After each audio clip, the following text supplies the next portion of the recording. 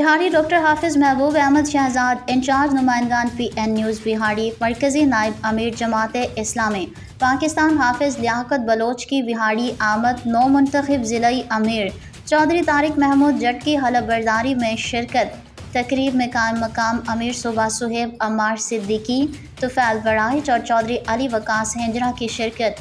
اس موقع پر مرکزی نائب امیر جماعت اسلامی پاکستان حافظ لیاقت بلوچ نے کہا ہے کہ موجودہ حکومت ہر شعبے میں ناکام ہو چکی ہے۔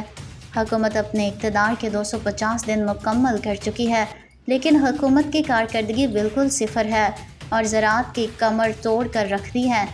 اب حکومت پنجاب نے گورنمنٹ اسکولوں کو نشانہ بنا رکھا ہے۔ جماعت اسلامی اساتذہ کے ساتھ کھڑی ہے۔ اس موقع پر قائم مقام امیر جماعت اسلامی جنوبی پنجاب صہیب عمار صدیقی، ضلعی امیر چودھری طارق محمود جٹ، چودھری علی وقاص ہنجرہ، تحصیل امیر طارق رفیق، سید جاوید حسین شاہ، راؤ خلیل، پروفیسر راؤ فرمان چودھری، صابر محمد اویس، اسد علی بھٹی کے علاوہ کارکنان کی بڑی تعداد موجود تھی۔